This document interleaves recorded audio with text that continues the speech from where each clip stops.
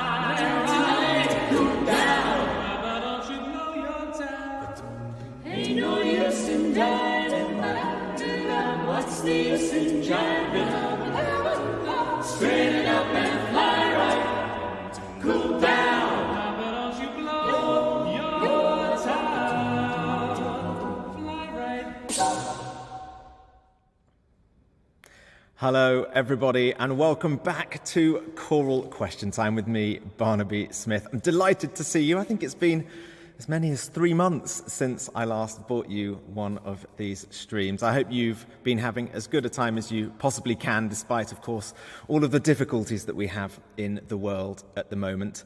We have certainly been being as creative as possible, and I hope that today we can bring you a little bit of entertainment to break up your day a little bit and possibly bring you some hope as well.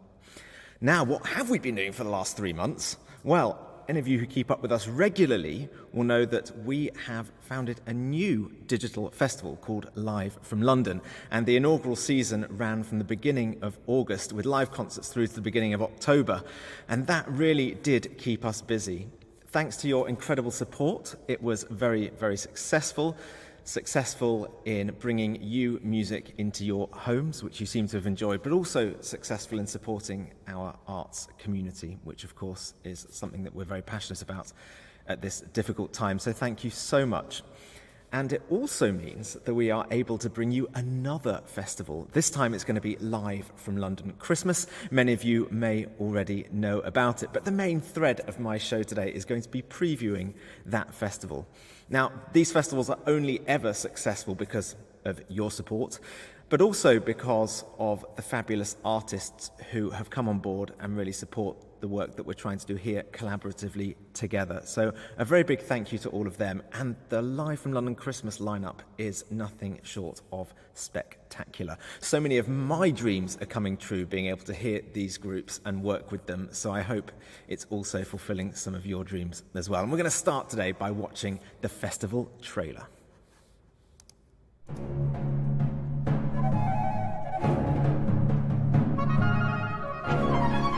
Live from London, Christmas. A snow-dusted sprinkling of seasonal classics and some stunning programmes with some of our favourite vocal groups.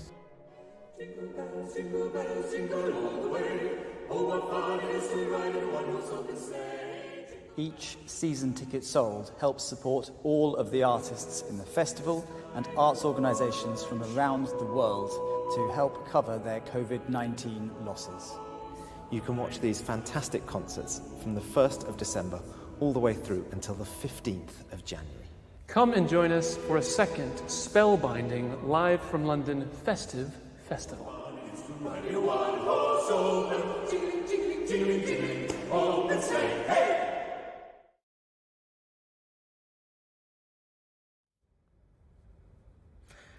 I told you, what an incredible lineup of artists. I'm so excited to be able to work with them and share and enjoy their music making. And if that hasn't whetted your appetite enough, then a couple of days ago we were also absolutely thrilled to announce an additional artist, one of the world's most famous choral foundations. So check this out.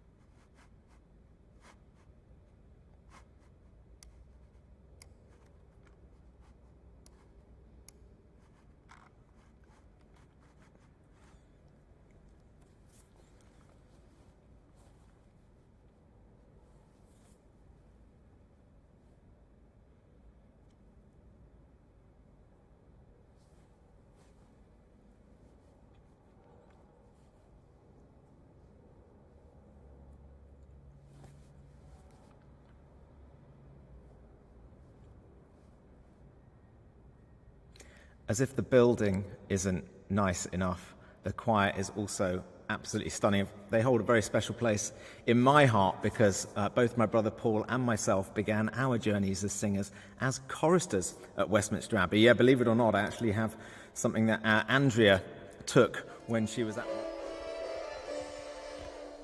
baby Barney, I think 8 years old in that picture, in my probationary year as a chorister at Westminster Abbey. I hadn't even earned my white surplice yet. So I'm absolutely chuffed to bits that we've managed to get the Abbey Choir on board, of course, because we want to share their music with you, but also, of course, as a former member. Now, in today's show, we're going to be dealing with your questions. It is called Choral Question Time, after all. So please get on the chat threads. If you're enjoying yourself, you can even do super chats and send stars on Facebook if you'd like to support the work that we're doing. But as well as answering those questions, I'm going to be meeting a whole load of the artists who are going to be in the Christmas festival, and I'm going to be giving you a little bit of a sneak peek behind some new music that we're doing in the festival, and also behind the scenes of how we have set up the VOCES8 Centre as effectively a TV film streaming studio. I'm sitting in it now, and you'll be able to probably hear the resonance of the building, but I'm going to actually take you behind the scenes with our co-producer Tim as well and give you a little tour of the building, so watch out for that. Now, our first artist is an artist who is joining VOCES8 for the first concert of this festival, which is going to be happening on the 1st of December. Thinking back to my days at the Abbey, I actually remember Rachel Podger because she used to come and play the violin in Baroque orchestras when we did concerts. I have very vivid memories of her flowing locks, and I always have a giggle with her about that when we catch up. And over the last 2 or 3 years, VOCES8 has been collaborating with Rachel for a programme called A Guardian Angel. And in this programme, we do some a cappella singing, Rachel does some unaccompanied solo violin playing, and then, of course, we do some music together. And we've created a new special edition of that programme, an Advent edition, to bring you on the 1st of December. And a few days ago, Rachel was down here at the centre, and I caught up with her and we had a little bit of a chat about the programme and about her playing. So here is Rachel Podger. Here I am with Rachel Podger, Queen of the Baroque Violin. Hello. Always have to introduce you like that. You know, Oh my goodness. They're going to write it in the Times. Yeah, you know. where is, can you see the crown? It's invisible today. We're here rehearsing for our Yes. Guardian Angel concert, so thank you very much for joining me. Tell me something interesting about you and or the Guardian Angel. Oh gosh, well, I am not the guardian angel. I am just me. I try to be a guardian angel to my family.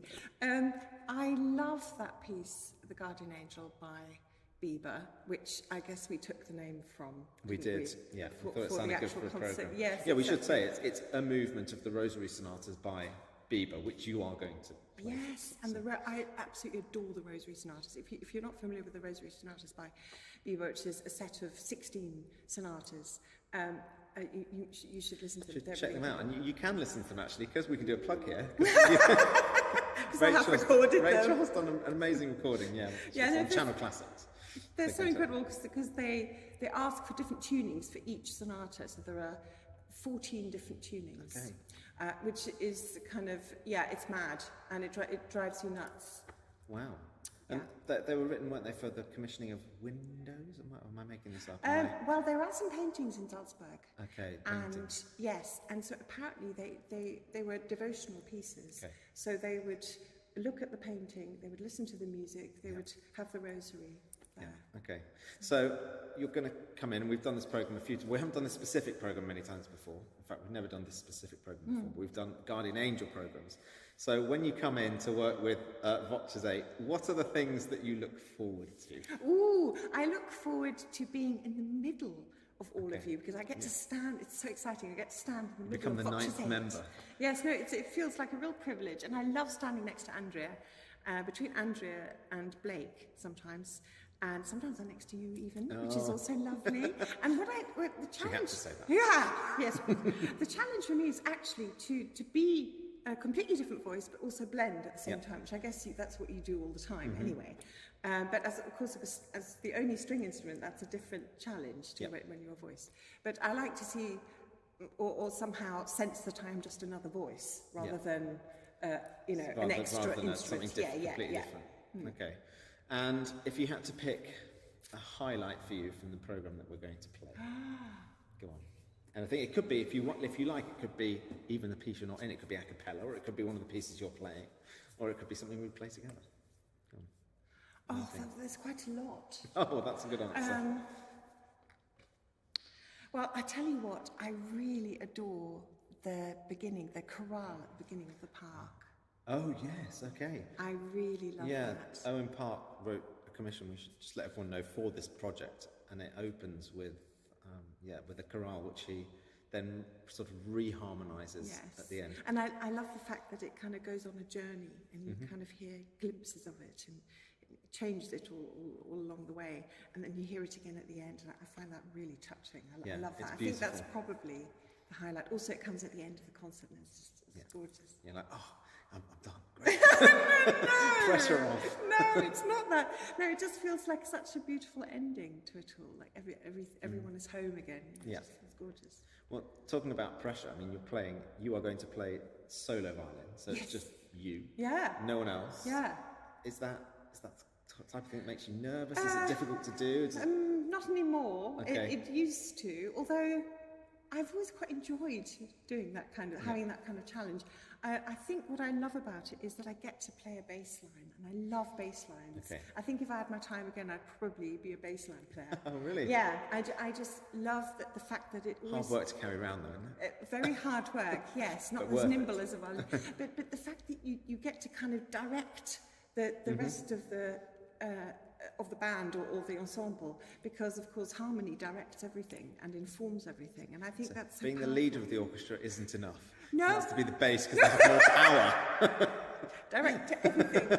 No, I just love that, and yeah, exactly. So that's a challenge to be different people at the same time. Okay. And but once you kind of feel comfortable with that and you inhabit that, then it's fun actually, and you can kind of play off the different roles that you're inhabiting. Okay. If you know what I mean. Yeah, very much so. Yeah. So, one last question then before we hear you playing a little bit, and that's, people often ask me, how did I become a countertenor? Well, how did you become a Baroque violinist? Oh, Baroque, not violinist, but Yeah, Baroque Baroque violinist. violinist. 'Cause Okay. it's a bit different, isn't it, to being a modern Definitely. violinist? Well, I was in my teens and I was singing in a choir good singer. in Germany, in Kassel. And the choir director was really into performance practice. And so we were doing Christmas oratorio at Christmas, and he got the Hamburger Baroque Orchestra to come and play along. And I was watching, it was the first time I'd ever seen a Baroque orchestra. I was about 16. And I was looking at the violins, and they didn't have any scaffolding, no chin rest, no shoulder rest, nothing, and different bows, and I was absolutely hooked. And some of them were chin off, which basically means that you don't place your chin on the instrument, which is a different kind of technique. There are lots of different ways. There's one of the guys in the Gabrieli Consort, Ollie Webber, yes. who plays like that. And I just love it. It's just like so casual. Yes, it looks very, very casual and very cool. Very cool. It's very hard to do. If I was better at the violin, I'd do that. And I was just smitten. I was just really curious. Yeah. And it seemed to make so much sense to hear them play the way they did, with less vibrato and with such beautiful phrasing and the sound of the gut strings. So I was hooked from then. So I tried to get my hands on one, and then it was kind of, history. Brilliant. Well, let's hear you do a little bit of playing now. Thank you very much for joining me today, and looking very much forward to the project. Me too. Thanks for having me.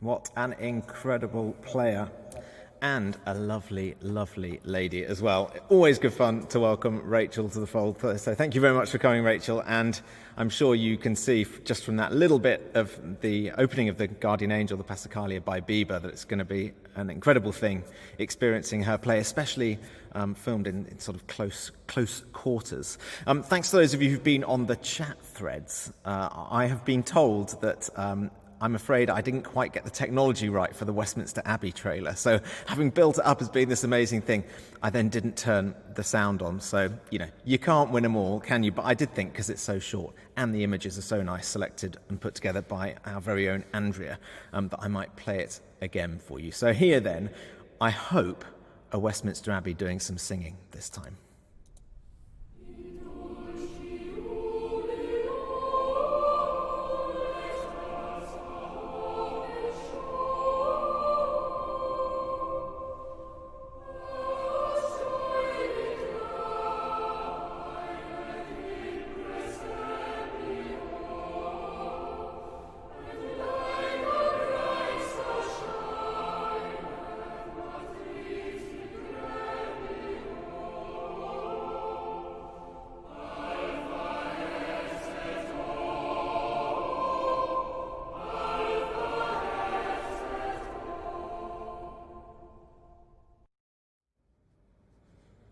There we go. I think I did a little bit better that time. So that was the choir of Westminster Abbey singing. Actually, the carol that when I was a chorister there was always my favourite to sing in Dulce Jubilo.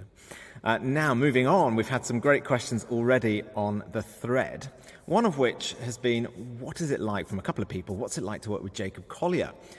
We did a track at the beginning of Volume 1 of Jacob's Jesse project called Home Is. And, well, quite frankly, it was mind-blowing. It sort of opened our minds, actually, a lot, because of the way Jacob thinks very progressively about pitch and harmony.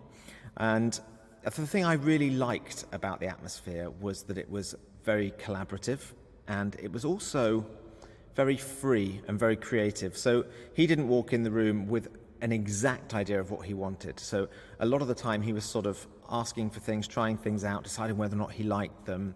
And we found a product that was, that everybody feel like they belonged to it in some way, and that was really, really nice. And of course, I mean, the guy's a genius, and probably if you combined the brain power of the 8 members of VOCES8, you might get somewhere close to Jacob's individual brain power on some of the stuff that we were doing, yet he's so humble and lovely and gives us the time we need in order to try and achieve what he has in his head.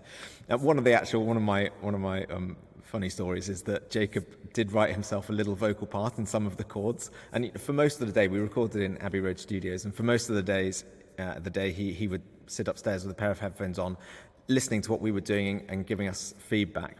But then he came down into the room to sing a couple of chords, and he actually was called out himself for not quite being able to tune it perfectly as he wanted to, and he was very funny about it. So we had an absolutely lovely time. We absolutely adore him, and of course what he's doing for the world of music, he's really taking our perception of Western harmony to a whole new level, and sort of blowing away a whole load of walls and ideas and thoughts. And we started that piece at A429, and he made us move up during the piece to A440. So that kind of gives you an idea of the sort of things that he's trying to do.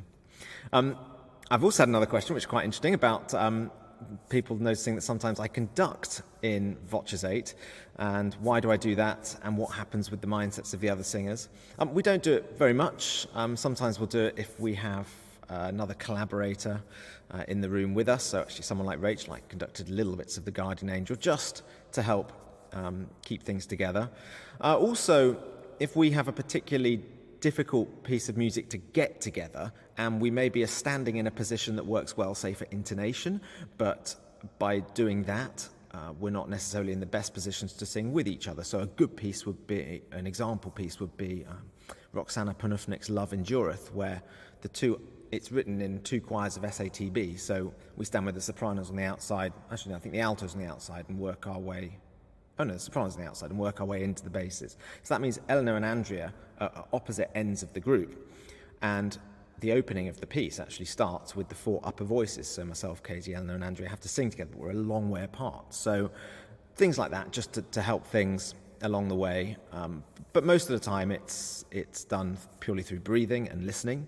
And the second part of that question is, in those instances, how involved are the other singers? Well, the other singers are always 100% involved in the interpretation. It's just me who's putting my hand up to actually do the beating. So it's a very fluid thing, and I think that's one of the great things about working in VOCES8 is that the working style is constantly shifting between completely undirected or completely directed by a member of the group, depending what we're trying to achieve at any given time. And I think we're all very thankful to each other that we can work with that element of fluidity.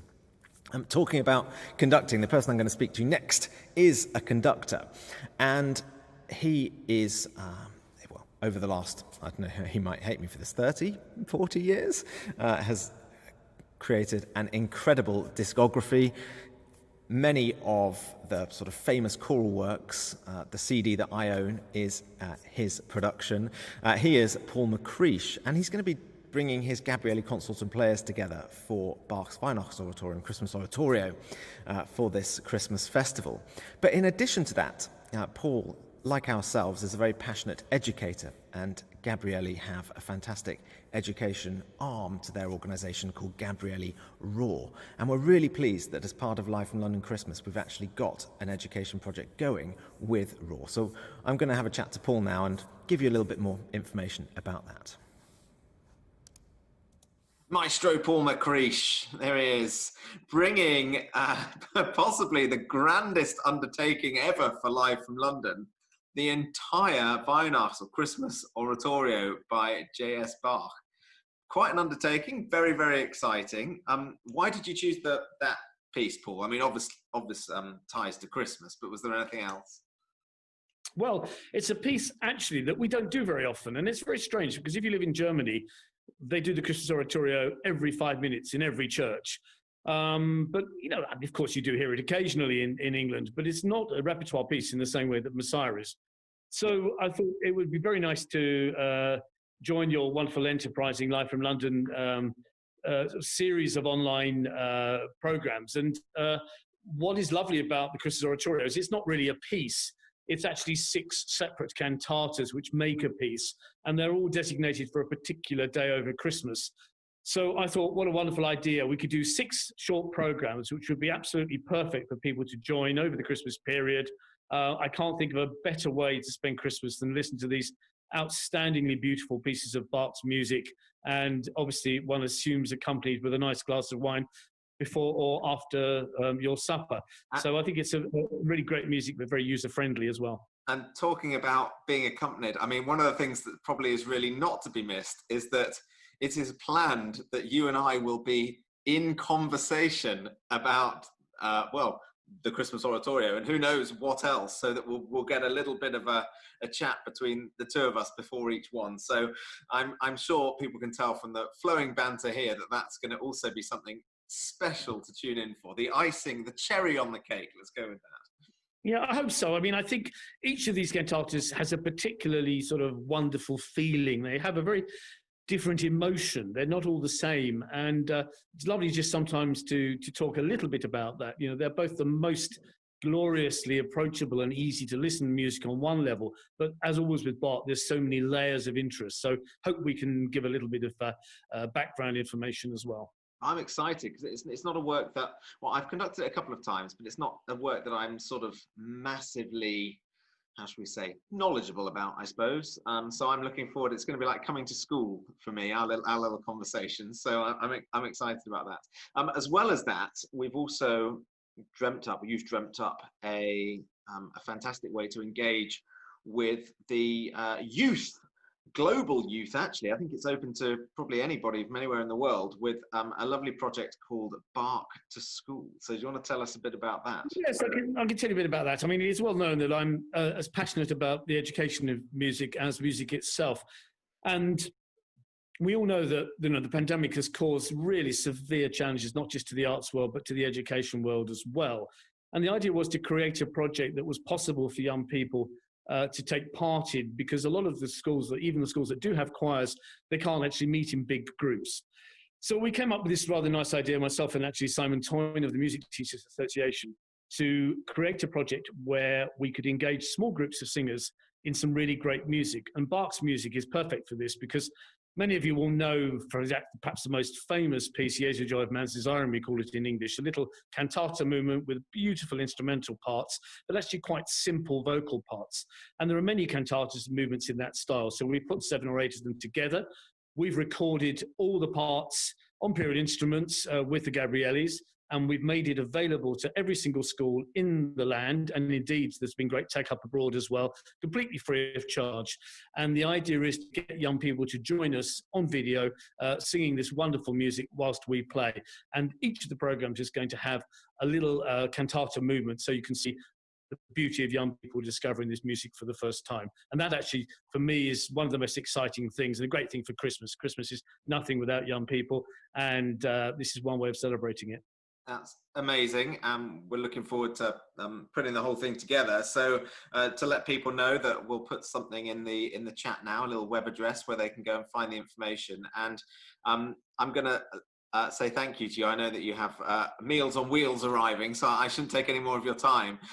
Please, Barney, I'm not quite that old. I don't need Meals on Wheels yet. It's only a matter of time. But I always yes, have Meals on Wheels. Spend my life eating takeaway. That's what I meant. We used to, yes, in the days of travel. But no, I'm really delighted to talk to you. And it's going to be a fantastic series, not just our concerts on it, but all the many fantastic groups that are taking part in this. And I'm hugely excited and privileged to be part of it. Well, we are too, and we're going to finish by playing the cantata chorale from Cantata 22, which is part of the Raw project, the Bach to School project. So anybody who's interested in getting involved with that, it's just to say that you'll get a little, I think it's probably about a 90-second chorale like we're about to play, and your job will be to get your choir to send in a video of you singing along, and then we can use that in the project. So Paul, thank you very much. Hugely excited about the what the future holds for this project, and we will play you out with a chorale from Cantata 22.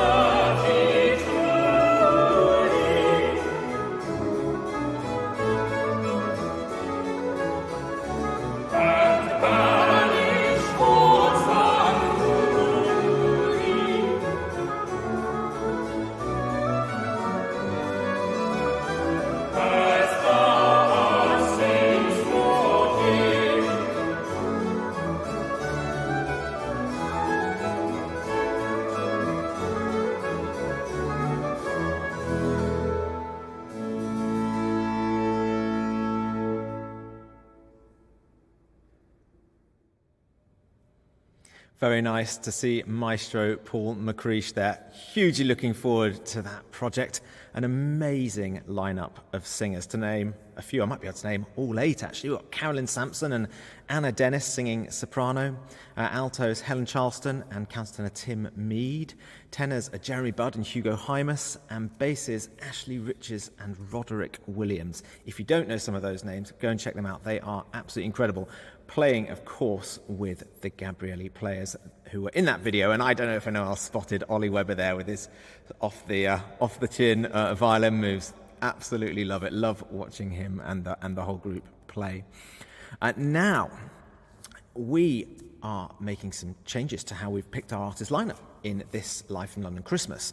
And one of those changes is that we're trying to incorporate some groups from abroad, so who are not necessarily based here in the UK or in London, and they'll be broadcasting from their home. We did have Chanticleer as a little test, great guests that they were, great friends of ours in the last series, and it went so well that we've managed to broaden our net. And one of those groups is a group that made certainly in my world, a massive splash last year with an incredible performance at the American Choral Directors Association National Conference.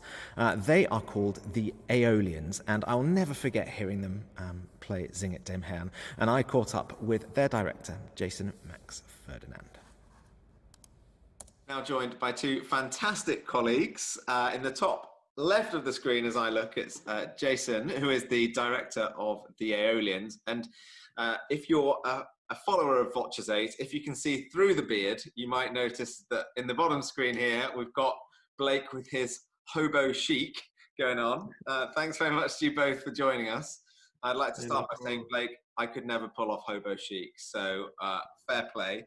And to Jason, work hard and stay humble. Now that is a good slogan. Like every great American teacher, especially. I love going to American classrooms because you guys always have the best sound bites on your classroom walls. Jason, it's fantastic that you can join us. We're really grateful, of course, for joining us now, but also for bringing your choir to Live from London Christmas. My pleasure, absolute pleasure. You guys, to my mind, are really in a unique category in the fact that you are ultimately, tell me if I'm wrong, a student choir, but operating in the professional field. Is that fair? Yeah, that sounds about right. And but we didn't really start out with that philosophy. Let's try and do this thing on a professional level. We kind of stumbled upon it, and as a result of the hard work and determination of these wonderful students, as you pointed out. So yeah, all undergraduate students.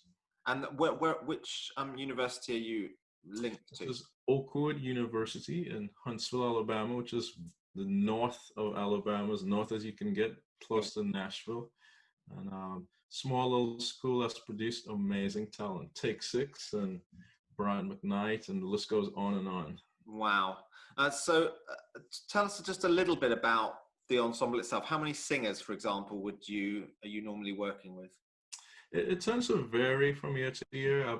I seem to cut the numbers down as we go. So right now we are right about 40, Okay. but in the past it's been anywhere up to 60, 65, depending on what the director kind of believed in or the sound he or she wanted. Okay, amazing. And the types of repertoire that you're covering generally? We try to dibble and dabble in everything. The group in the 70s and 80s became quite a expert on the Negro spirituals, which kind of goes hand in hand with the history of the school. It's a historically Black college and university. And then directors thereafter expanded the repertoire greatly. And then since I've been here for the last 13 years, in trying to keep up with the choral world, the bigger choral world, we expanded the repertoire to everything else you could, possibly attempt. So, that's our goal, to try and share with our students, as many genres as we can. Yeah, fantastic. I mean, I remember you did a well-documented and critically acclaimed performance at the American Choral Association Conference 2019. 19. Yeah, and I specifically remember many people talking about your Bach from that particular performance. So you're really doing the whole gambit of repertoire, which is Memorized. Memorized. Yeah, memorized. Only the great groups do Bach motets memorized, Blake, don't they? I still haven't had to do it. Have you not had to do one? You haven't entered the pantheon of memorized Bach. We'll have to make you do something just so you can prove yourself. Prove that you could sing in the Aeolians. I'm not sure. So tell us a little bit about the program that you're doing in Live from London. Enthuse us. Yeah. Well, we kind of quickly looked at the participants and figured, let's try and do something perhaps no one else will bring. So what are we doing? We want to start our program with a very, very familiar tune, so Silent Night, and we found this wonderful arrangement by Dan Forrest for choir, piano, and strings. Oh, cool. Very kind of mysterious, almost haunting to a point, and the colors are just really, really amazing. And then we were happy to do our dear friend Cedric Dent, the original baritone from Take Six. Many, many years ago, I believe in the 80s, he wrote this anthem called Mary Had a Little Lamb, which is a spin-off the nursery rhyme, an original piece that he did for piano and choir. But then we added instrumentation for this presentation. So 13 instruments, some strings, some winds, a little bit of percussion. And so I'm really excited about that piece. It turned out really, really well. And then we went all the way back and did a spiritual arranged by Jackie Hairston, who is the niece of Jester Hairston. There's a spiritual that you rarely hear called Nowhere to Lay His Head. And we had a dear friend of ours come in and do that tenor solo. He's also on our album, Roderick George, who sings on the Chariot Jubilee. So he came in, he had never heard the spiritual himself. So that was an interesting twist on doing something very, very old, but it's going to sound very new to the ear because hardly anyone knows it. What else are we doing? We coupled that with a setting of Mary Had a Baby by one of the deans here of African American composition, Roland Carter. Little old kind of gospel ditty, and we had another soloist come in and sing that with us, Tiffany. And then we ended our program. I'm leaving out one thing. There's another song there called He Is, a Christmas song, original by Carlos Simon. Many here in the States will recognize her name as a kind of up-and-coming contemporary composer, but mainly orchestral. But he has some choral chops as well, and did this amazing setting. So that'll be on the program. Then we started with Familiar, and we'll end with Familiar, setting of Joy to the World by Camp Kirkland. So that right there is our program, and we think it kind of gives you enough twists and turns to kind of get your head going. So awesome. It was fun. As you say, something not different for the festival and unique to you guys, which is amazing. Right. Now, I know that Blake is a massive fan of the Aeolians as well. So spin it to us, Blake. What is it that you love so much about this group? I love how flexible you guys are. I mean, it's you know, Jason sort of talked about the earlier, you know, the gospel chops and the spiritual chops of the group back in the early days, but also talking about, you know, Take Six came from the Aeolians, and I think the quote goes, you know, the original members of Take Six, they went to school on Perling's arrangements, and I think that was in the Aeolians. So maybe Jason can talk a little bit about that connection between Take Six and the Aeolians, and maybe even Gene Perling too. I'm not sure if you've ever programmed Perling. I've never programmed Perling, but so Mervyn Warren, one of the original members and one of the early arrangers, he was kind of like one of Alma Blackman's, who was the director then. He was one of her favorite students. I mean, she talked about him all the time. And Mervyn actually did some arrangements for the Aeolians in the 80s. I Ain't Got Long is a famous setting of his that we've done recently too. And Mark sang the Aeolians for a little bit. Claude McKnight jokes about being in the Aeolians and then got kicked out. Just because the Alma Blackman had this strange philosophy too of she didn't like smaller groups within the Aeolians because she thought it would be like too much competition there. But I'll let Claude talk about that. But Oakwood and Take Six and the Aeolians, and I think the bigger connection, Blake, is perhaps just the university itself and this thing in the water here at Oakwood where, you know, the joke is you could pick any four guys and you could have a quartet, right? They'll just harmonize like that. Like everyone at Oakwood sings pretty much. And it's a very, very small school, you know, 1,800 students at the most, but everyone sings. It's kind of really, really kind of wacky to a point. So Oakwood too has this really special sound, and especially in the 80s, that's kind of been documented. The Take Six sound, a very polished sound. And just a short thing on that, we think it comes from the fact that the Seventh Adventist Church, to which Oakwood belongs, traditionally and back in the day used to be very conservative. So you didn't have drums and bass and all the kind of percussive elements. So everyone just kind of naturally turned their attention to harmony. So we think that's where that Oakwood kind of sound and this relishing close part harmony came from. Of course, now you come to the church, you have all those instruments. So there's an interesting blend now of all the rudimentary things in music. I mean, talking of harmony, Blake, you were telling me earlier something I didn't know, which is that I think the Aeolians and VOCES8 are connected also through another artist. That's right, yeah. I'm not sure if I can say too much about it, but I know that Jacob Collier shared some Instagram stories. So we know that something's been brewing. I don't know that we can say exactly what it is, but I think it's safe to say that VOCES8 and the Aeolians both feature on some Jacob Collier stuff coming out. Yeah, can you talk a little bit about what that process was like? Obviously, we have our own experience working with him too, and it was an incredible experience. Yeah. But I'm sure it was for you too. Maybe you can speak to that a little bit. It was the best recording day I've ever experienced. I mean, we literally sang all day, at least 11, 12 hours. But it wasn't one of those things where we kind of started looking at the watch after 2 hours. It was just like this very organic thing. We came in primarily to record a song he wrote for us that will be on his Volume 4 album. And then it kind of turned into, hey, let's add this layer to this song that he had already done. So all night long, the Aeolians are on there. And he was recording other little tidbits, which I'm not even sure what it goes to. He was like, yeah, let's do this. And we'll find out.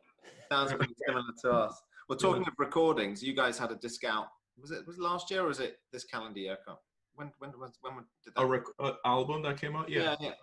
back in August I think 7th. quite recently. Yeah, I was going to say it's at the top of my, quite near the top of my newly downloaded music. So, Right. and it's absolutely awesome, and I think it's testament to what I said at the beginning, which is effectively you've got a bunch of incredibly talented students making professional music. So we're hugely excited for the concerts, and I think it's fitting to excite people for that we play a track from that. So I'm looking at the playlist, noticed that a couple of the tracks are arranged by another artist from this Live from London Christmas Festival, Ken Burton. So now we thought we'd send you off with one of his arrangements. So thanks very much for joining us, Jason and Blake. No problem.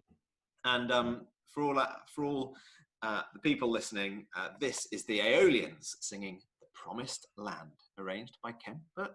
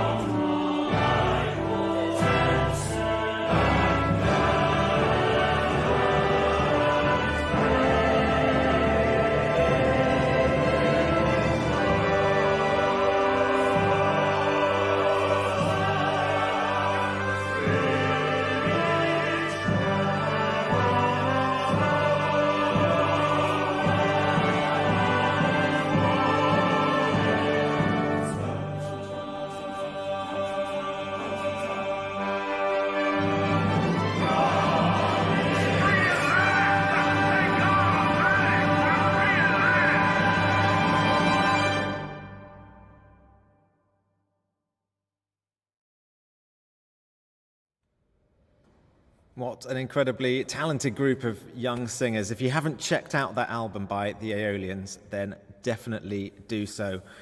Of course, they're led with humility and grace by the incredibly talented Jason as well. And we thank him very much for joining us and can't wait to hear what they beam over from the other side of the pond.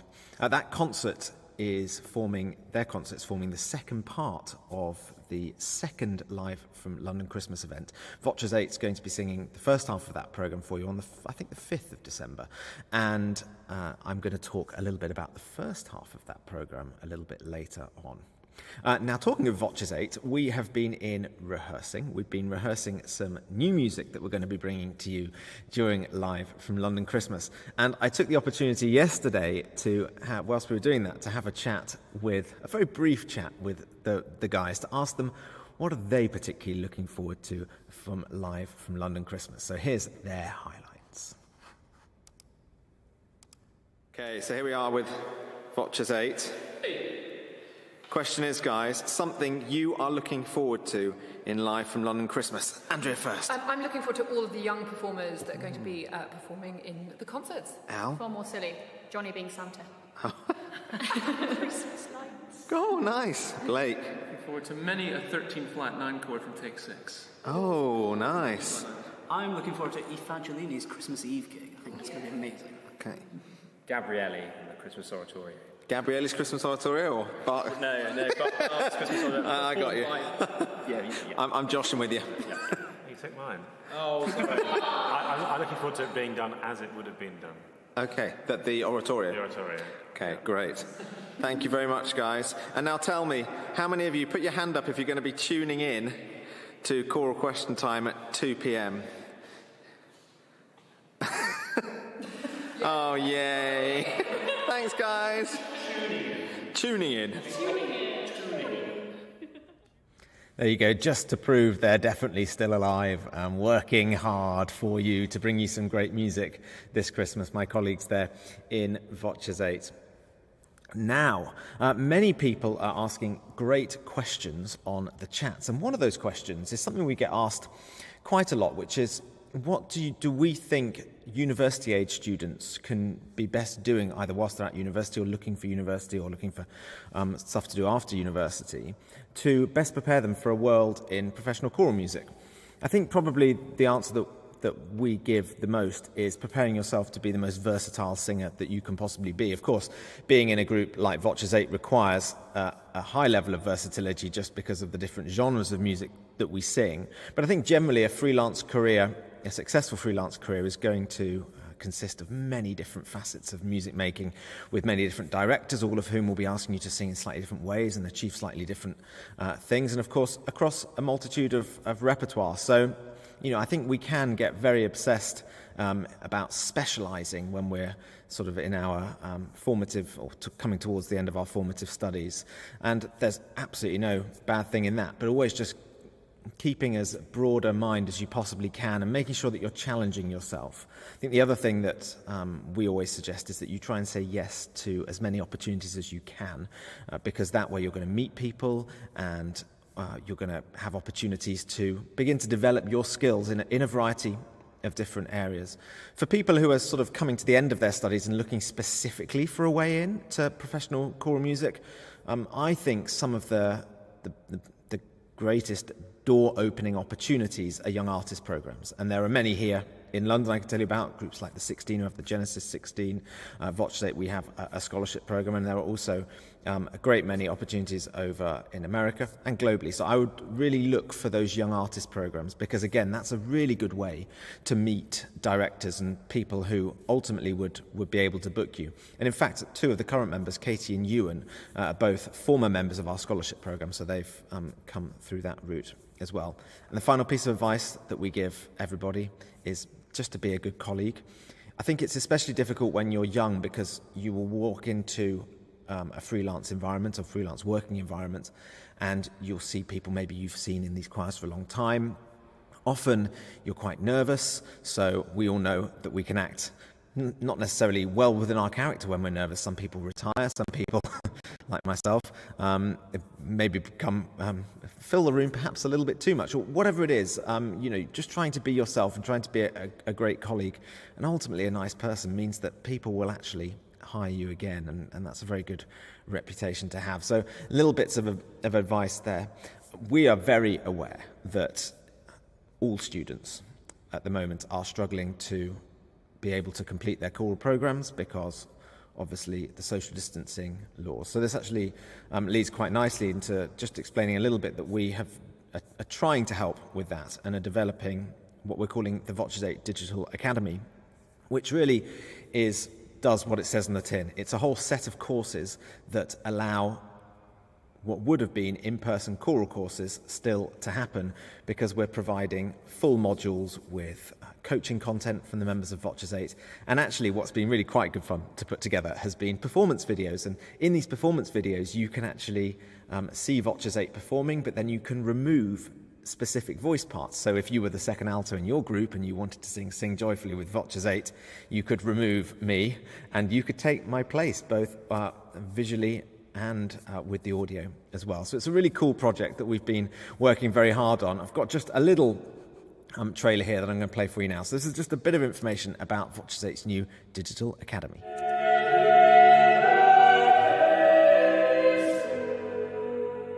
For us, there's a huge joy in getting together in a room to sing together, to perform together, and to learn together. With the VOCES8 Digital Academy, you can sing at school or at home, by yourself, in a small ensemble, in a large choir, or even with VOCES8. Our series of lectures covers a wide range of topics, from ensemble technique to recording technique, my VOCES8 method, thinking about choral appreciation, and also about professional development. As members of the Digital Academy, you can feel connected to each other, to other Academy members, and also to us. Interact with us live online in the VOCES8 classroom. This is a resource spread across the entire academic year.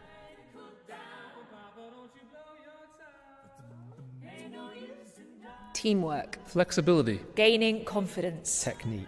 Creativity. Interaction. Trust. History. Passion. Delivery.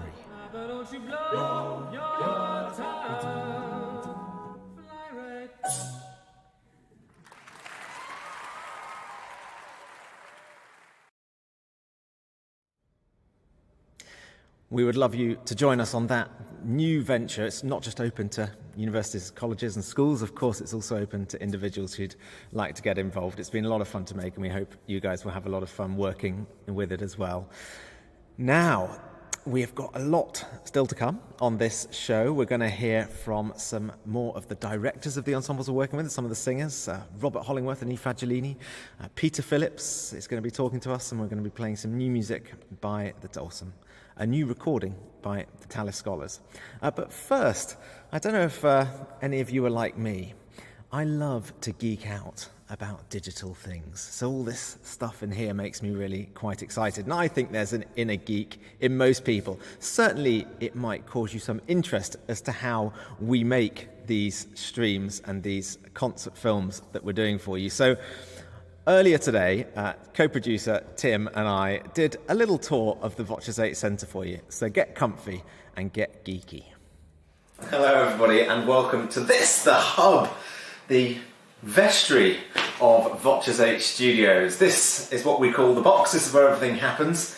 I've told you it's a vestry. It is actually a vestry. We are a church. Indeed, in normal times, we're a centre for singing excellence. We try still to be that during COVID-19, but also in addition, we have turned ourselves into a streaming centre for musicians. And this is where everything is done for our Live from London series. And we're going to give you a little bit of a tour of the studio of the church today. So, as I say, this is the kind of brain, this is the centre where everything comes to. We're going to explain how we get everything from out there into here in just a minute. So this is also going to end up being the end of the tour as well. But first of all, let's show you where the music happens. So I'm very grateful to good old co-producer Tim, who's on the camera today. Hello! Tim is working the gimbal, which is not the easiest thing at the speed we're going to be going. So this is actually, the first view you're going to get is the view from the performer's perspective. So we'll go into the live room, come and have a look. It's set up from a VOCES8 rehearsal that we had yesterday. You can see the video lights are on, the 8 stands are out.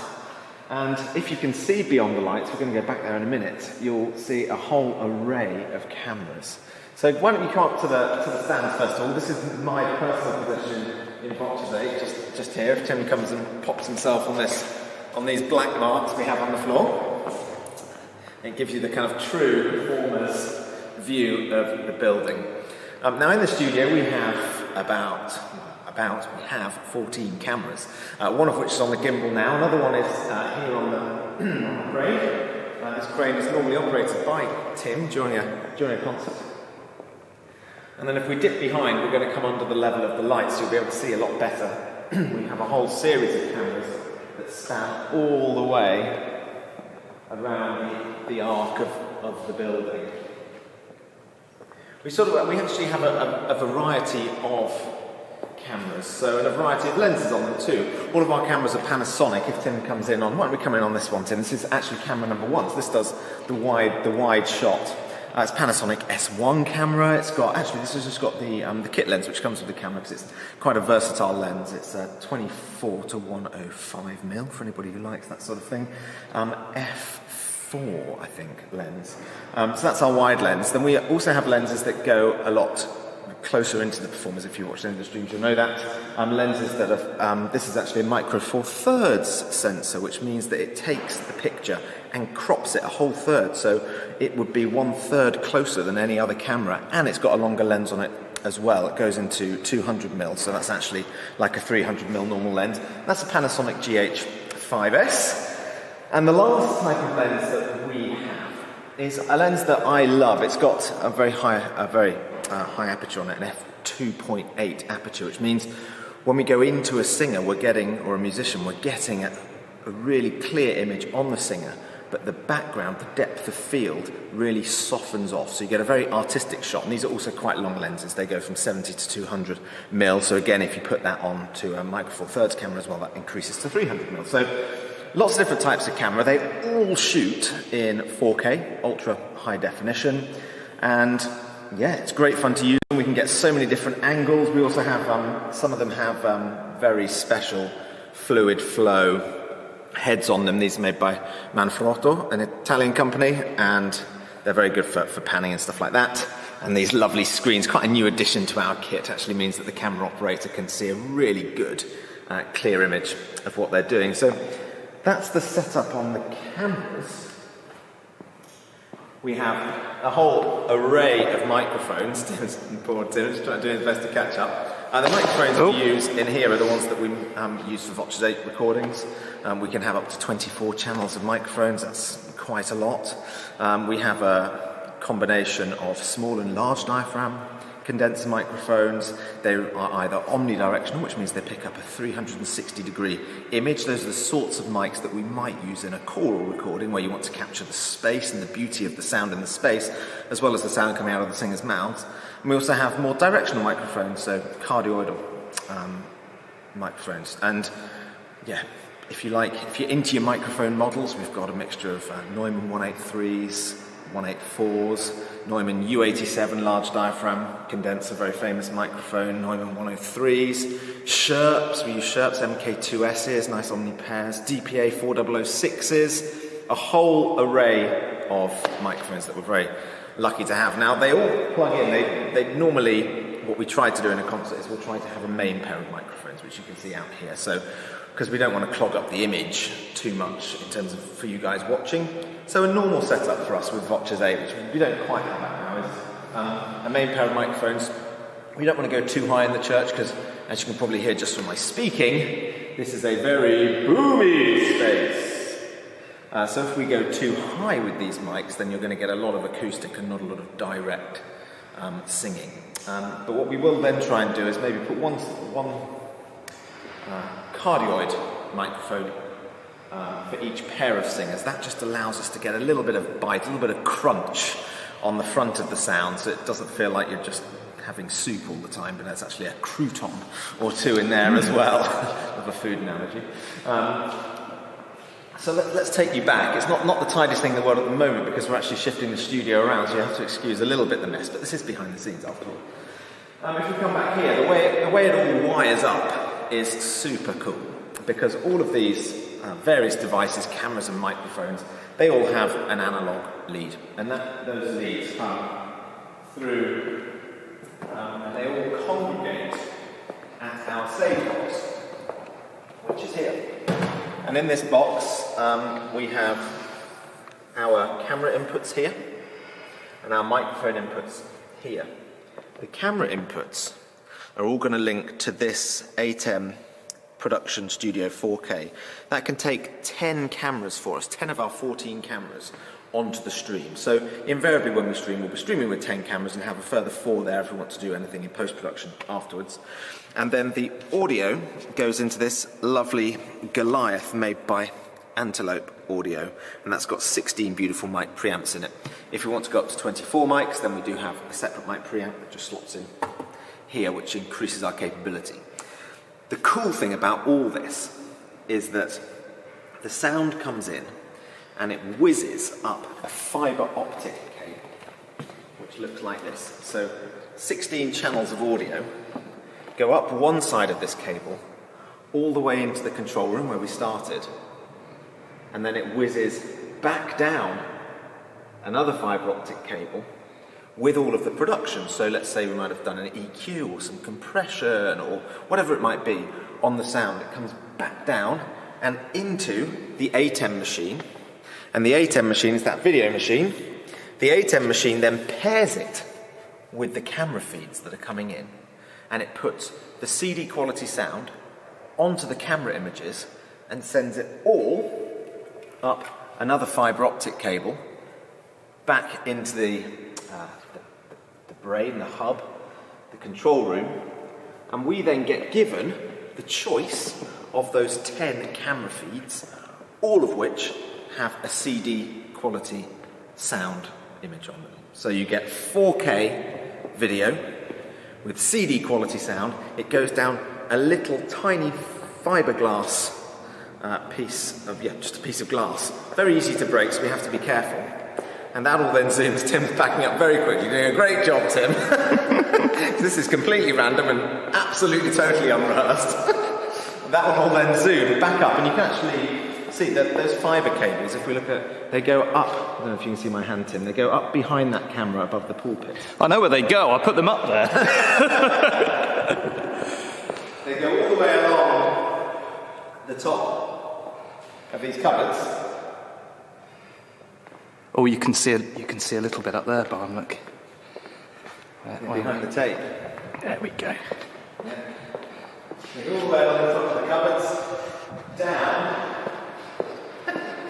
down the wall, along, through the door. It's this danger moment for a small piece of glass. Along, through here, you can see them collecting, back into the control room. As in the control room, we get the pictures on this screen here. I actually should have put some pictures up really for the object of the exercise, but on this computer I now have a little panel that's also connected via the fibre, which is allowing me to choose my cameras. So if you have a look at this screen here, you'll see there's a red box around camera 1. Well, if I then press camera 2, it's gone green, and that means that it's previewed, and when I press return, it will be the image. So we're then cutting using numbers in here, and you can see the boxes move as I choose the different cameras. It's a shame we don't have images, but there we go. Now, the last bit of cool is that the box that's all those 8 cameras are coming into is controlled then by this interface here. It then sends out one video signal. The one video signal comes down this SDI cable, which plugs into our Mac under here and gives me, in this software here, our streaming software, it gives me the option of using that video. So in any stream, here where I'm actually sending the stream from on the computer, I'm just getting the one image that we've selected from the 10, and I can send it out to all of you guys on the internet. But on this software as well, I can have our other assets for a stream. So I'm actually preparing, you're going to be watching this on Choral Question Time. So here on my stream platform, I have all the little assets that I've prepared for you, one of which is the camera stream, which, because we don't have a camera on, has nothing on it at the moment, but will be there. And you can see I've got the introduction hold screen here. I click spacebar, that goes onto the screen. So what's on the left-hand side here is previewed, and then what goes onto the right-hand side is what you're actually seeing. So it's pretty cool software. I think the thing that blows my mind is most of it's controlled by like 2 or 3 pieces of tiny fiberglass. And that's awesome, a fibre optic cable. That's absolutely awesome to me. So that's how we do it here at VOCES8 Studios. We have another computer also where Tim sits and works and edits a lot of the time. It is a computer, not a cheese grater. But I hope that gives you a little bit of an insight, both from the technological perspective of what we're doing, but also from the performer's perspective. It's quite a thing when you walk out into the bright lights as a performer, and that's something that's always nice to share with people. So thanks very much for joining us, and as they say, we hope you enjoy the show. You gotta love a bit of tech. Technology is absolutely brilliant till it goes wrong, of course, and I have a lot of fun working with Dave Hynett. Actually does a lot of the engineering with me and has helped us significantly to rig up this space. Talking of this space, a few people asking there, is it a church? How does it work? It is actually a church. It's called St Anne and St Agnes, and it is still a consecrated church. We fall under the auspices of a church called St Vidas just down the road. And if you've ever watched VOCES8's video of Bring Us O Lord God by William Harris, for example, that's actually made in St Vidas just around the corner, and they look after us. And so we do have services in here, but for the majority of the time it is rigged up like this, or not necessarily like this, but we're running education events or whatever and using it as a centre of singing excellence. Bianca also asked, does the organ work? The organ does actually work. It's not necessarily massively in tune these days, but it is possible to play something that doesn't sound too bad on it. One of the issues actually that I have with it is it's got a very, very, very loud blower, so we tend not to use it too much, especially for things like recordings. Now, back to some of our musicians. Robert Hollingworth brought his fantastic band of merry men called I Fagiolini with him to the Live from London Summer Festival, and they did an incredible selection of works by Claudio Monteverdi, one of which we're going to play you at the end of my little chat with him. I think actually that if you pushed me for what my highlight of Live from London, the first series was, I would say it was this particular piece that I'm going to play. And we're delighted that I Fagiolini are coming back to give us a midnight mass of sorts on December the 24th. And I caught up with Robert a couple of days ago to talk a little bit about the programme that he's chosen. Robert Hollingworth of I Fagiolini, veteran of Live from London as well, having been on the first series. Thank you so much, for joining us today, but also for being willing to come back and have a second bite of the cherry. I absolutely loved the concert first time round. Some of my highlights, actually, if I had to put together a highlights reel of Live from London, some of them, your stuff would definitely be on there. I'm going to play one of those tracks a little bit later. But before that, let's talk about what's on the menu for this Christmas festival. So I think actually something quite different. Yes, well, I suppose so. It's certainly quite a mix of 3 completely separate strands, but in my own mind, they're very clear, because we're doing that midnight mass thing, and who knows how many people will be able to do midnight mass this year. And we have an actual mass called the Midnight Mass by Charpentier, the Messe de Minuit. It's from the 1690s Paris, and it's written on themes of French carols from the time. Now, the trouble is we don't know the carols terribly well, but very quickly you hear this wonderfully tuneful, it's not some tremendously ornate, very difficult French baroque thing. It's just full of lovely, lovely tunes. We've got 8 singers for it. We've got strings, 2 theorbos, the long-necked lutes, organ, and 2 flutes as well. Long discussions in the period instrument world about whether we should be having recorders or flutes at this time. And we went for flutes. And it's so tuneful, and it's just marvellous, lovely solo bits. Nothing goes on too long. It's just like you're in a normal mass. But I suppose the question then is, midnight mass, what else do you do? Where's the liturgy? Mm-hmm. And instead of doing some sort of recreation, we've decided to do something a little bit more sort of Christmas Eve, 7 o'clock, which is when this is going out, isn't it? Christmas Eve. For a start, I've replaced the propers, if you like, the bit of the text for a mass that changes every week according to the season. And instead of doing, as you would if you were doing a William Byrd mass, the offertory from one place and the gospel from another. I've taken 4 Howells pieces, carol anthems, in fact, which is his term. And we're going to do those instead. So you will get these howls dropped into the Charpentier, 200, 250 years apart, but such lovely texture. And those a cappella, with slightly more singers, 12, 3 apart, because Howells does do this, doesn't he? Into sort of extra branches out. Well, amazing Howells. Many of our listeners might not be overly familiar with the repertoire of Howells. I think sort of in the world of cathedral music, it's quite well known, isn't it? Because he's written all those amazing Magnificats and Domitus. Yes. Yeah, it's such a recognisable harmonic texture, isn't it? I'm looking a lot at Purcell at the moment for singing the score, and he's got such a strong harmonic thumbprint, both of them, Purcell and Howells. You just hear a piece and you go, Howells. Here is the little door. That's one, a spotless rose. Lots of people know that. A spotless rose is growing. Lovely, lovely flow, but just this extraordinary rich harmony that kind of shimmers off the surface of it. So 4 of those, and I thought, okay, what am I missing? The liturgy, spoken text.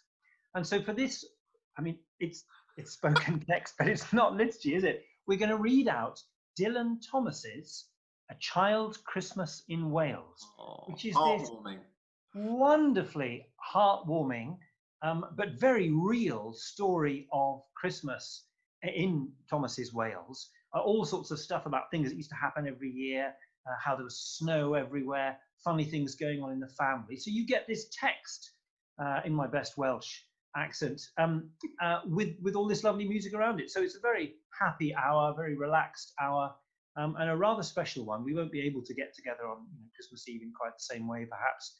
So this'll do it. So it'll be one to curl up around your fireside, have a glass of something, and I was going to ask you, what is the perfect accompaniment in terms of consumables for this program? Well, I like a French sweet wine. I would like a Sauterne or something like this. You want from a pie? Always a mince pie. Yes, absolutely. My father makes very good mince pies. Anything, but not too much. I have this slightly ascetic Christmas Eve feeling where you don't do too much before the big day itself. My wife, being French, she's playing organ in this. She would do rather more, because on the continent they have Christmas on the eve of the 24th, and all the presents and everything is then. Okay. And then they go out to Christmas midnight mass. But yes, just a little special something.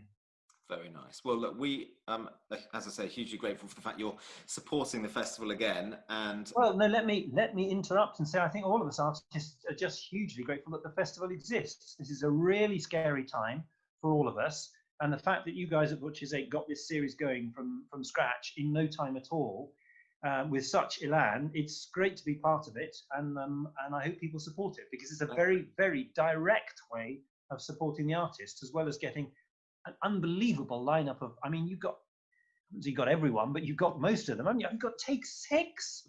Take 6. I'm so excited. I have a similar reaction to Take 6. I like my heroes.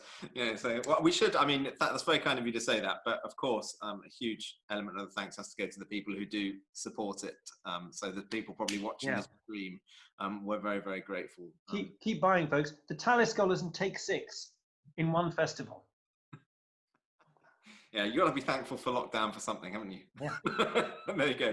Well, Robert, thanks for joining us. I said I'd play something from your first live from London, and I've actually chosen a piece which has just got a couple of tenors, Nicholas Mulroy and Matt Long, and yourself tootling on the old Wimbox, and Linda Sace on the theorbo. If anything good has happened to me in lockdown, it's the fact I got to witness this performance of Zeffiro Torna. It's absolutely amazing. It's such a vamp, the whole piece. It's based on 2 bars, bom, bom, bom, bom, bom, bom, bom, and that just goes round and round and round and round, and then Monteverdi just vamps over the rest of it until you think the whole thing is a happy piece, but actually it's about extreme disappointment of love, and it goes into weird end, but it's a vamp. Well, it's one hell of a vamp. So let's enjoy it now. Thanks very much, Robert. And this is Zeffiro Torna by Monteverdi. Lovely. Well and done. If you get the chance to credit the tenors at the end, that'll be lovely. Now we have something a little different in this festival, something that we didn't do in the last Live from London, which is that we've commissioned some new music, which we're going to be presenting on the first weekend. Commissions written for VOCES8. We're very passionate about creating new music. We have an annual composer in residence scheme. We also do some composition competitions. So I'm thrilled to be taking this project on. And it just so happens that one of the composers is none other than my brother Paul, who's also a bit of a shoe-in, isn't it, really? We've also been quite heavily involved in the commissioning process and the creation of the project. So do you want to tell us a little bit about it? I'll give you a little intro, and then you can pick it apart. Yeah, there you go. I'll tell you whether you're right or wrong. Yes, see how we get on. So, obviously, we've talked a number of times in Live from London in the previous few months about this idea that we're trying to bring the community together to support artists as widely as possible. And for this festival, we wanted to take that a step further and not just be thinking about artists, but those who are creating music as well. Yep. So instead of just commissioning something, we've commissioned 6 different pieces. And those are the pieces that you've just referenced are going to be performed. Correct so far. I'm doing okay so far. And as you've mentioned, I'm one of the composers. Yep. And really, we went out, as you know, and looked for some of our good friends in the industry and contacted them about creating something together. And actually, the very first gathering we had, I'd written to a friend of mine who's a poet called Dan Simpson, based over in Philadelphia. He's a blind poet that I worked with, and we worked with in a project a couple of years ago. And I asked him to create some text that we could use as a starting point. So I then took the 4 lines that he'd written and I gave those 4 lines to the different composers, and they've all gone away and created something as a response, which we're now putting together as one whole performance. And the idea, I think, as simply as possible, was to create some form of reflection, whether this is a good or bad thing, about 2020. And obviously it's been a year unlike any others. But this festival being a kind of Christmas and end-of-year festival, we didn't necessarily want the composers to have to write something that was a Christmas song, but something that could appear in a winter festival, but also that could reflect on the last 12 months. Yeah, we've started rehearsing the pieces. Now, what's fascinating to me about them is that they obviously fit together because we've, given some element of constraint. You talked about texts. We also spoke about some of the other practicalities like keys. But there's so many different, 6 very different styles and languages. And actually as a group, that's very interesting. Roddy Williams, who's going to also come and sing baritone on solo on some of the tracks, has written an almost quilter-esque pastiche, and then you go all the way through to Paul, who's much more minimalist in style, and we've got this beautiful translated Japanese folk song by Jocelyn Hagan as well.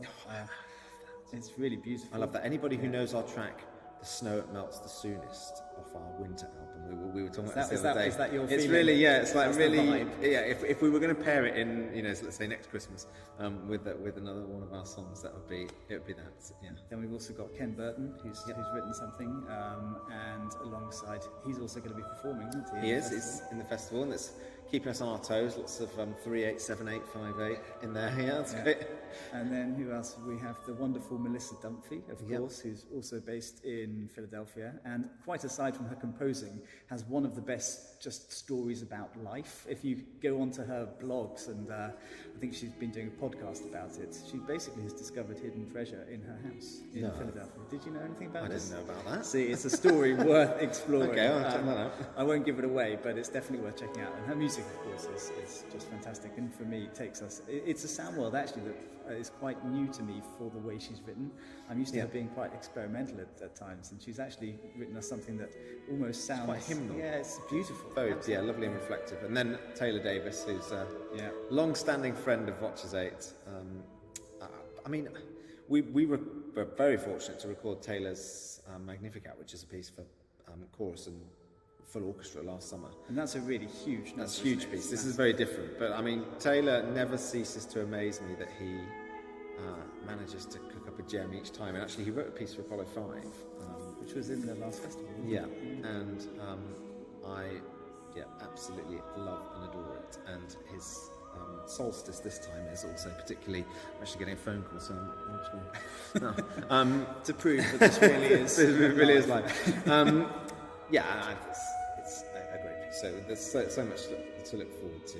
And actually, I think a number of the composers have also gone out and found poets or text collaborators that they work with as well. So we're going to end up with a whole beautiful selection of new material.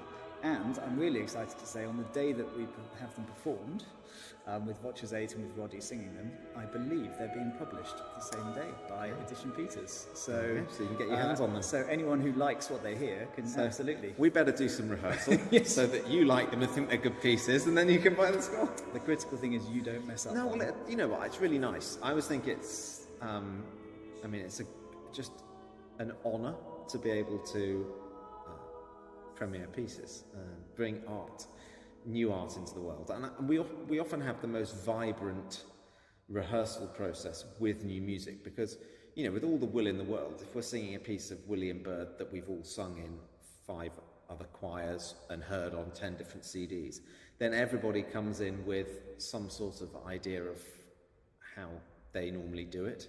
Whereas now, because it's a completely clean slate, it's all organically done in the room, and that's a great process to be part of, and inspires a lot of debate, discussion, and excitement in the room. So. It's been exciting to watch the group beginning to rehearse things this week, and I think to bring it to life is going to be amazing. Now, have we actually named the set? And we've taken the title of Taylor's piece is for the programme, so it's going to be that's called Solstice. But have we named them as a set of 6? Not yet. So I'm planning a little chat with the composers in the next week or two, and I don't think we've decided even the final running. No, we haven't decided the running order. No. So you've got to stay tuned for all of these things. But it's going to be really beautiful, I think. And brilliant. I also should say that we're grateful a number of people have helped set up the commissions and actually assisted with that. So those people get a big thank you from me. Brilliant. Thanks very much for joining me, Paul. Wow. Look forward to premiering your piece as well. Good luck with your rehearsal ahead, Barn. Thanks very much.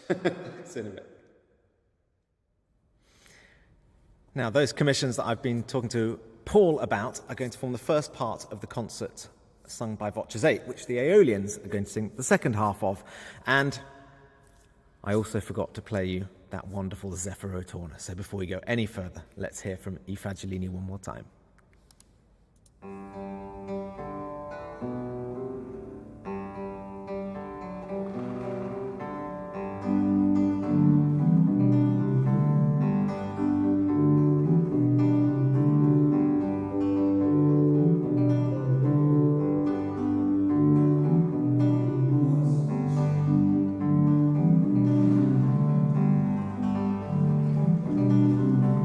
Zephyro,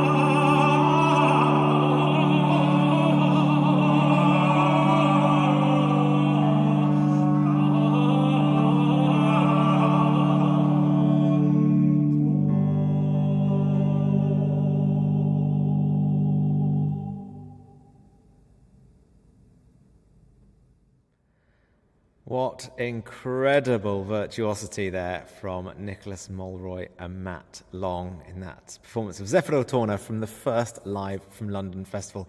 On organ and directing was Robert Hollingworth. Thanks very much to Robert for joining us, and Linda Sace playing theorbo there. Now, still to come, we are going to be talking with Wolfram, the top tenor from Ensemble Amarcord. I also have a new video from VOCES8. But first of all, let's hear from another legend of the choral scene. This is Peter Phillips of the Tallis Scholars, and we're thrilled that they're going to be joining us in Live from London Christmas as well. Peter Phillips, thank you very much for joining us.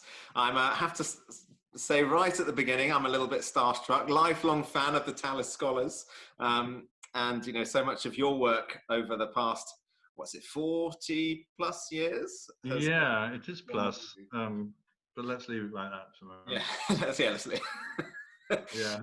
Now tell us, you're coming to Live from London for the first time, so absolutely thrilled. Talk to us a little bit about your programme that you're going to be presenting. Well, I made it as Christmassy as possible without sort of bashing you over the head with Christmas. But it's joyful and positive, and it centres around a mass by Tallis called the Missa Pua Natus Est Nobis, a boy is born for us. Okay. So that seems sort of relevant to me, to the theme. And then I chose a big piece by Shepherd, Gaude, Gaude, Gaude, rejoice, rejoice, rejoice, obviously very positive, with this wonderful high tessitura that. Well, yeah, I mean, the group is, I mean, I certainly, one of the things I've loved about the group over the years is the mesmeric high singing from the sopranos. I know that you do a lot of transpositions. Is there some sort of musicological reason behind the way you set this? Is it how it was originally set, do you think? What's your sort of ideas around that kind of pitching? Well, Barney, this is a can of worms that's been rumbling, or whatever you do to cans of worms, over a very long period of time, about 50 years, okay. Or more. And yes, there is a theory, and then it was shot down by other people, then it was put up again. And I just can't be bothered with all this fiddle faddle, and I just happen to like the sound of it. I grew up with the theory. That's a pretty good reason to do something. Yeah, if you can make it work, you know, so it's convincing. I grew up with it, and I just like the sound. I'm quite happy to do this music at lower pitch, but I happen to have the singers who can do it. Yeah, and so they are, and always amazing. Thrilled to bits to hear them do it. And in this particular piece, it's a bit of a sort of showcase for this theory, because half the piece in the middle has a double of two of these high top parts, and then two other soprano parts underneath. So you've got four. Yeah. Really quite well, all soprano tessitura. Absolutely fantastic. Yeah. You don't want to lower this. I mean, there's a limit to how high it should go. Yeah. But you don't want to artificially lower it. Well, there's also something amazing, isn't there, about it when the intonation is right at that pitch. That for me, it's just like makes all the hairs on the back of my neck stand up and sends a tingle, just because when everything really lines up. And those ladies who sing up there for you, they are incredible. So I'm super excited for people to hear that. Now, I mean, you've spoken about early music. It's not necessarily all the group does, though, is it? I think you have not these days. That sort of stuff. These days, we form relationships with living composers. Arvo Pärt is well. John Tavener was the original. Okay. He's not living anymore, but Arvo Pärt is. He was too old when I met him to want to write anymore. So we've just taken up the things that he recommended, and we sing those a lot. Yeah. And Nico Muhly, Matthew Martin, Gabriel Jackson. I very much enjoy talking to these people about how it should go and what they were thinking of, which of course I can never do with the old composers. But it's a great pleasure. Yeah. Now, talking of old composers, I think there's probably an opportunity for a plug here, actually, because you are just at the end of a very significant recording project. Is that right? Do you want to tell us just a little bit about that? Again, something slightly different again.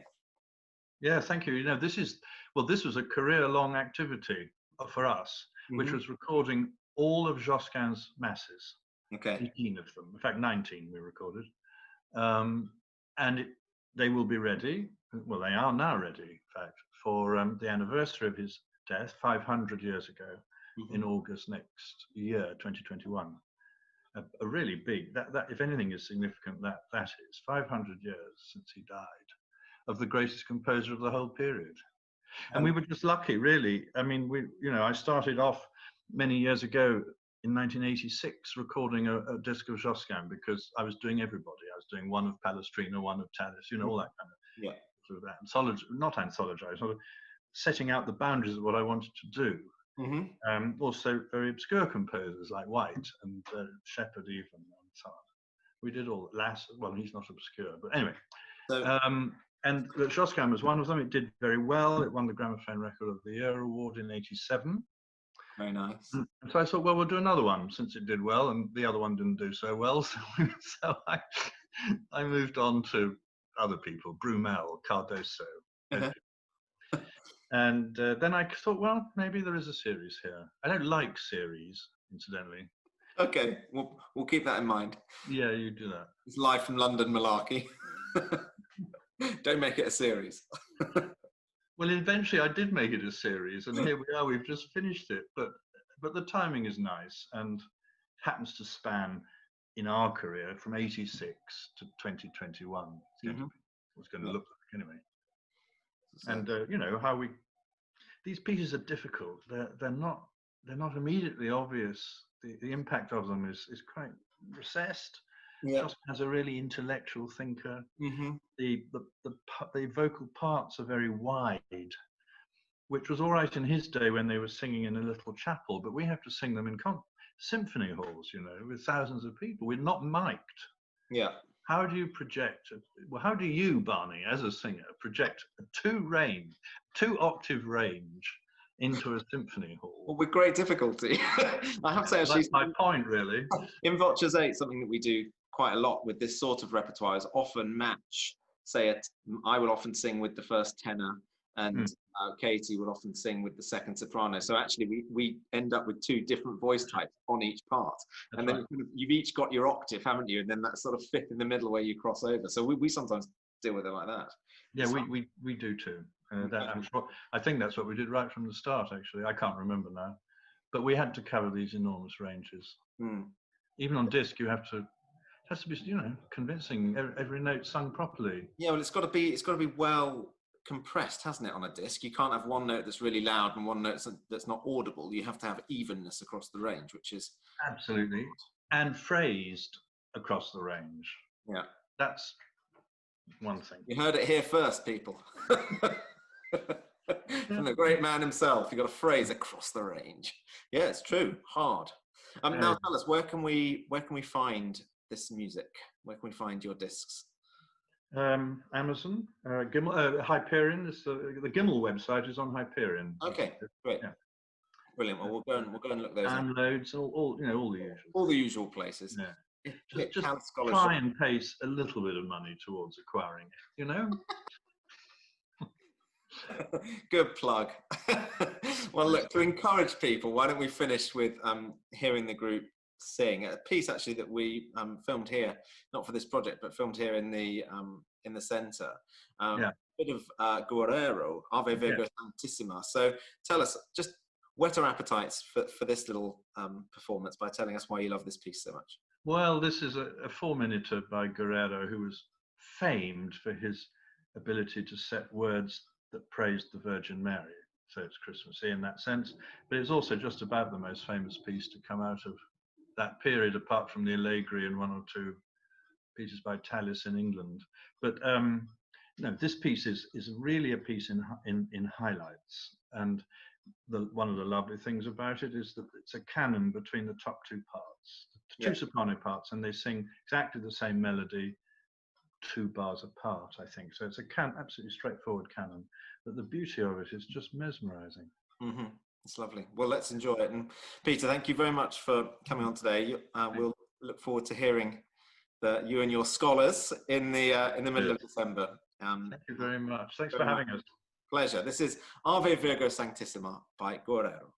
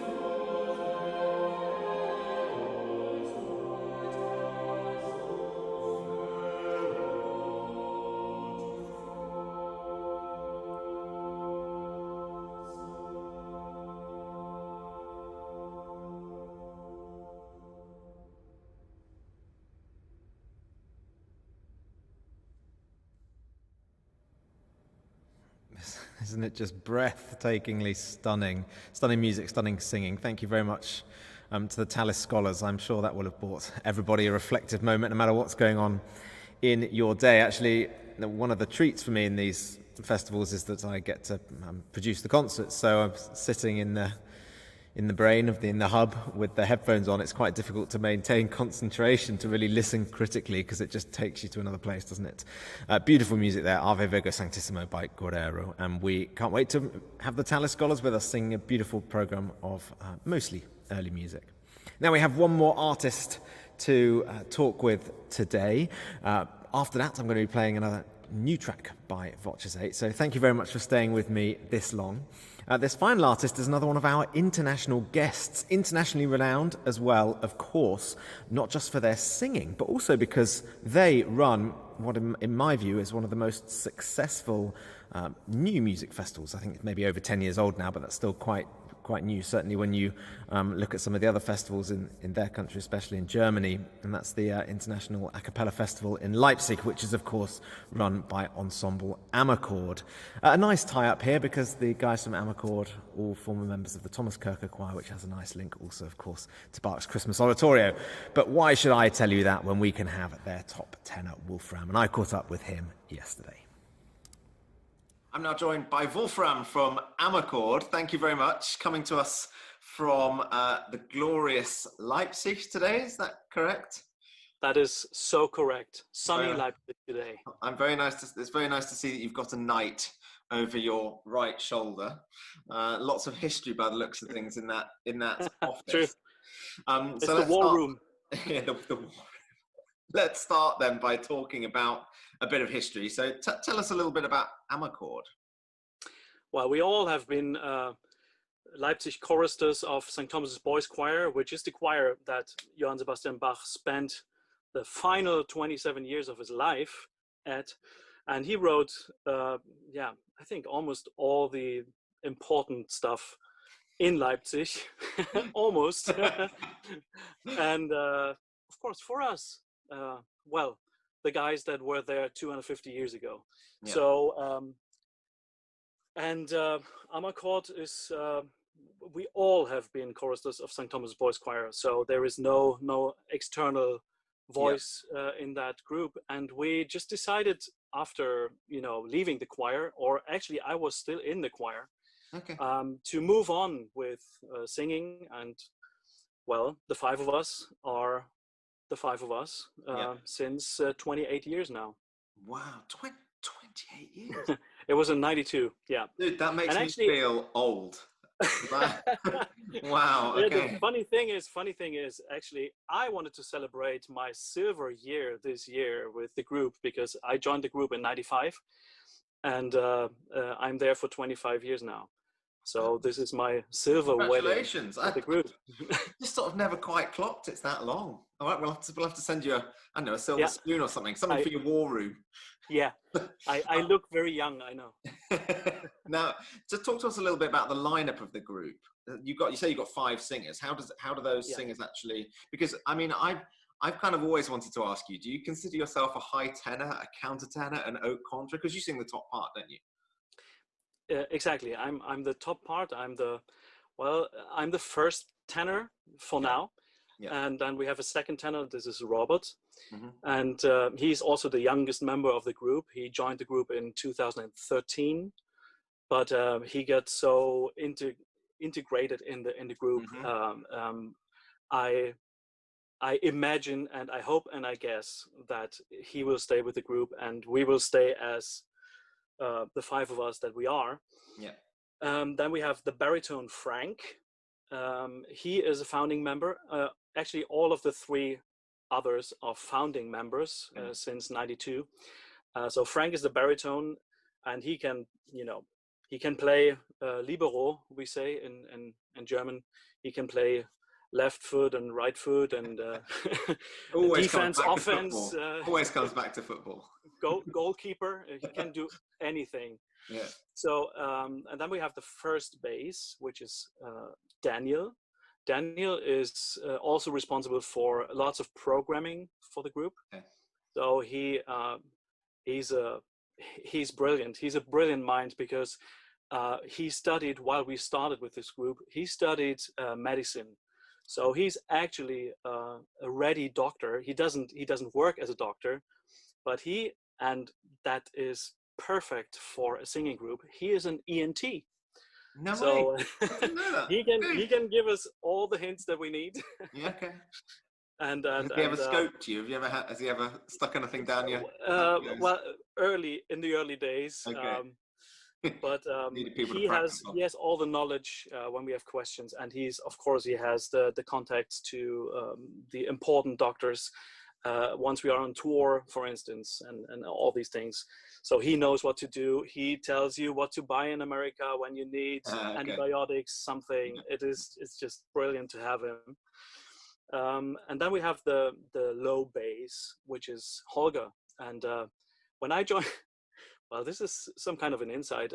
When I joined the group, he was also singing not only the low voice, he was also singing the top part in pieces that we wanted to do, or that they wanted to do without me then, like madrigals, Renaissance stuff. And we quickly figured out that I am capable of doing that and having a much higher voice than just singing tenor.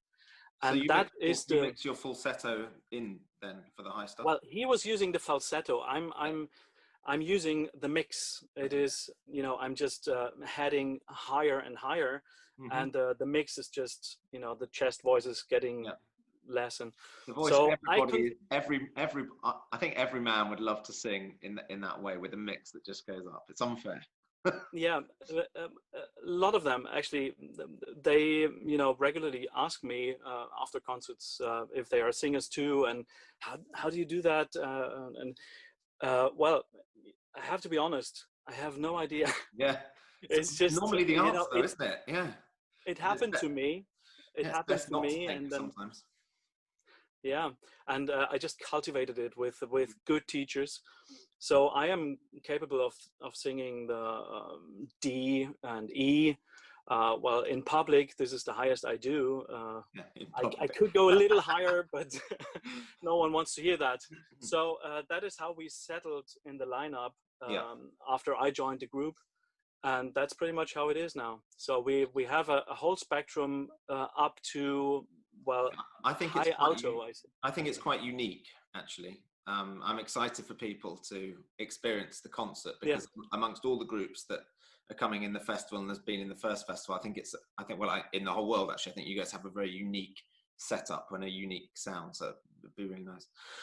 Talk to us a little bit about the program that you're bringing to the festival. Yeah, well, thank you, first of all, to invite us. And I have to say, that was one of my first thoughts when all that happened to us, when the virus came upon us, that not only the artists, also, we in this niche of vocal music, a cappella music, we should really send signs that we are alive. And the tragical thing about the whole thing is, I don't want to, bring it too low and too sad, this topic here, but the tragical thing about all that is that they forbid us to sing, at least here in Germany, for a long time. And they still do in schools and churches once in a while, unless you're tested or something like that. But this, not only music is the thing that you can find comfort and always found comfort in war times or in bad times. And this is not possible to have this assembly of people to find comfort in music. It's even worse that the voice was made silent, because the direct path from one soul to the other was just cancelled. Muted. So, but muted, exactly. So we are very happy that you do that you do that festival. We tried to do what we could here with some little signs from Leipzig or from this community here, but it is a worldwide thing, and we really have to show to the world that we are here, and we want to give some comfort. So we'll continue to sing. Yes, you cannot mute us. Absolutely, yeah, it's important. So, and the program is going to be, of course, since we are a German group and we grew up with that whole tradition, it's going to be a lot of German. The most amazing Christmas tradition in Germany. I'm so jealous. And normally one of the highlights of us for our touring season is often at the beginning of December. We come to places like Frankfurt or Stuttgart for a concert, and the Christmas markets, they are the best. So I'm jealous. So yeah, well, this year, don't be jealous. This year, everything's cancelled. Oh no. But we try to give our best. I mean, I can't just not talk about the program, but I have to tell you that, of course, my concerns are not only people around me. It's, of course, now we have kids. You know, we started as friends, students and pupils from that choir, and now we all have families and kids and, you know, other circles that we care for. And that was my biggest concern, that you know, it's gonna be a little bit traumatizing for them to, you know, not have certain things that they are used to over the years. So we will do our best. And it's good to sing at home too. I mean, funny thing, I just can't talk about the program, but funny thing is when the kids were born, I was thinking of shit, I really wanna be home more, and I would like to have a job like you know, 8 to 5 or something, and be home in the evening and play with them, talk to them, and all that. Let the people come to me and listen to what I do, what my profession is, and I don't want to travel that much now. So, and now this virus brings us exactly that. So in one part, I regret all the tours that we can't do and all that. But on the other, in one other part, I enjoy being, you know, surrounded by my family and being able to be there for them. So the program, the program is of course a traditional German program. Of course, it has Praetorius, es ist ein Rosensprungen, and it has a piece by Erhard Mauersberger, which was the Thomas Cantor, the director of St. Thomas Boys Choir last century. At the same time, when Rudolf Mauersberger, his brother, was conducting the Dresdner Kreuzchor, the other boys choir in Saxony, actually. And Erhard Mauersberger, he was writing a very nice Christmas piece. The older St. Thomas boys were asking him for a very nice, so you have to get my you know, how I say it. They were asking him for a very nice Christmas piece, and he was writing that one, and it is indeed very nice. So Weihnacht is the name of that one. And of course, we're doing some Orlando di Lasso, and lots of traditional stuff, some Bach, a little bit Bach as well, and which is appropriate since we are going to sing it in one of Bach's own churches in St. Nikolai. Oh, amazing. He wrote part of the Christmas oratorio for St. Nikolai. Yes, he did. So it's also a place of many premieres of his pieces. And we're going to finish with some a little bit light European Christmas music. So a kind of feast of festive European fare, from the traditional to the more. Absolutely. Amazing. Well, I'm excited, really excited. So are we. Nothing for me beats hearing Germans sing German music, apart from anything else. In the right pronunciation. Exactly, it teaches me the vowels. I can never quite get over how dark the kind of sort of all sorts of those sorts of things are. So I'm thrilled. I'm actually going to, because you guys released a Christmas album last year. Exactly. Why not? So I think because you've mentioned it, why don't we finish this little segment by hearing the title track, so that our appetites are whetted for your gig. Wolfram, it's lovely to connect. Thank you very much. Always. Thank you. Not just sharing your excitement for the program, but also your ideas and some of your thoughts about this difficult time we're in at the moment. Really appreciate Stay safe, stay healthy. We'll do our best. Good. Can't wait to hear you sing. Take care. Bye. You too. Bye.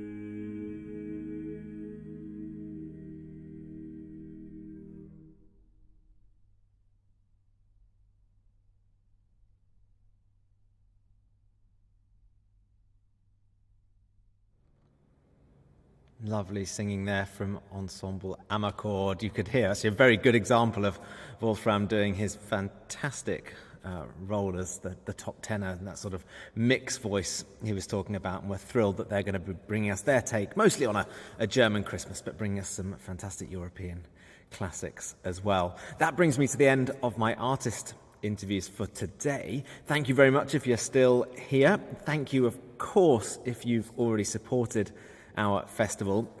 If you still need to grab your tickets, you can do so. I'm going to stick up a little poster here which has been made by Andrea, which shows you all of the groups, possibly minus Westminster Abbey, that one, because they're a new announcement, and also has some information about how you can grab your tickets. Of course, I'm saying that we're hugely grateful to all of you as people who support our festival, but I'm also very grateful to all of those artists who are supporting and the whole festival team who are getting stuck in. There is so much work that's happening behind the scenes, people taking on new responsibilities, such as Andrea making all of these wonderful posters. It's just one example. Our management team, Robin, Libby, Christina, they all know who they are. A massive thank you to you all for all of your support. We couldn't do it without both you, our audience, and also you, our festival team. So thank you very much. It's been an absolute delight to be back here with you all after 3 months off from Choral Question Time. Really, really nice to reconnect with you in this way. And who knows, there might be another programme coming sometime soon if we can find time in between getting this Christmas festival all ready for you. Now, I promised to finish a new track by VOCES8. This is a video we recorded, possibly a week ago from a live concert that we did. It's a track that possibly you have heard us sing before. It's our take on Moondance. So have a very lovely weekend to everybody, and thanks very much for joining me. Bye.